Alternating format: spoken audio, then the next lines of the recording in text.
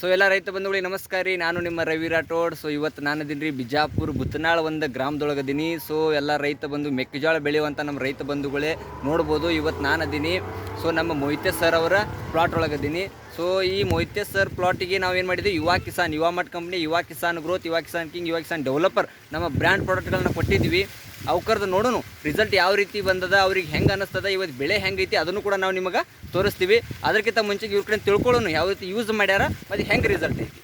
Sir ಇದನ್ನ ಯುವ ಕಿಸಾನ್ಗಳನ್ನ ಯಾವ ರೀತಿ ಯೂಸ್ ಮಾಡಿದ್ರಿ ಸರ್? ಪೈಲೆ ನೀವು ಏನು ಔಷಧ ಕೊಟ್ಟಿದ್ರಲ್ರಿ, ಹಾಂ ರೀ, ಅದು ಕೊಟ್ಟಿಂದ ಬೀಜ ಮಾಡ್ಕೊಂಡು ನೆಕ್ಸ್ಟ್ ಒಂದು ಸ್ಪ್ರೇ ಮಾಡಿದ್ರಿ. S sir, yes sir, yes sir. ಅದು 40-45 ದಿವಸದಿಗೆ ಅದು ಮಾಡಿದ ನಂತರ ಈ ಟೈಪ್ ಆದ್ರೆ ಇದಕ್ಕೇನು ಗೊಬ್ಬರ ಇಲ್ಲ, ಏನೂ ಇಲ್ಲ.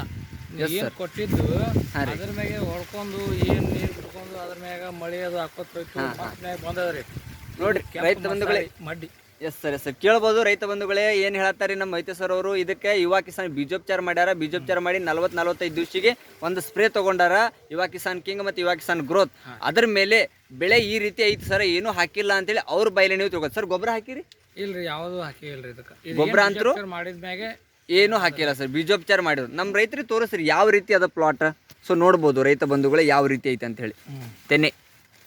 ಸೊ ನೋಡ್ಬೋದು ಪ್ರತಿ ಒಂದರೂ ನೀವು ನೋಡ್ಬೋದು ಯಾವ ರೀತಿ ಐತೆ ಅಂತೇಳಿ. ಸೊ ಇದು ಸ್ವಲ್ಪ ದಟ್ಟ ಅದ್ರಿ ಪ್ಲಾಟ, ಆ ರೀತಿ ಅದಕ್ಕೆ ಸ್ವಲ್ಪ ಈ ರೀತಿ ಐತಿ. ಬಟ್ ನೋಡ್ಬೋದು ಯಾವ ರೀತಿ ಹಿಡ್ದಾವು ದಂಟ ಅನ್ನೋದನ್ನು. ಸೊ ಯುವ ಕಿಸಾನ್ ಪವರ್. ಸೊ ನೋಡ್ಬೋದು ರೀ. ಸೊ ಇದು ರಿಸಲ್ಟ್ ಹೆಂಗೆ ಅನಿಸ್ತದ್ರಿ ಸರ್ ನಿಮಗೆ?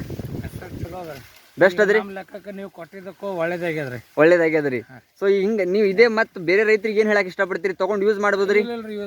ಯೂಸ್ ಮಾಡ್ಬೋದ್ರಿ. ಸೊ ಇದು ರೈತರಿಗೆ ಖರ್ಚು ಕಡಿಮೆ, ಇಳುವರಿ ಜಾಸ್ತಿ. ಎಷ್ಟು ಖರ್ಚಾಗಿದ್ರಿ ಸರ್ ಅಂದಂಗೆ ಇದಕ್ಕೆ? ಇದು ಸರ್ ನಾವು ನೀವು ಏನು ಹೇಳಿದ್ರಲ್ಲ ಅದ್ರ ಮ್ಯಾಗ ನಾವು 10,000 ರೂಪಾಯಿ ಒಂದೇ ಸಲ ತೊಗೊಂಡಿದ್ದೀವಿ. ಅದನ್ನ ತೊಗೊಂಡ ನಂತರ ಇದು ಯೂಸ್ ಮಾಡಿಂದ ನಮಗೆ ಒಳ್ಳೇದು ಅನ್ಸದ್ರಿ. Yes sir, yes sir, yes sir.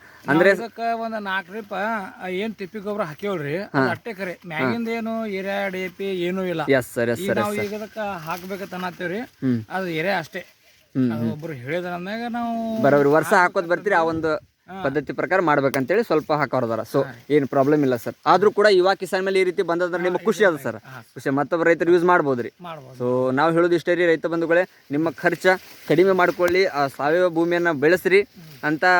So ಎಲ್ಲ ರೈತರಿಗೆ ಹೇಳೋದಿಷ್ಟೇ, ಕಡಿಮೆ ಖರ್ಚು, ಇಳುವರಿ ಜಾಸ್ತಿ.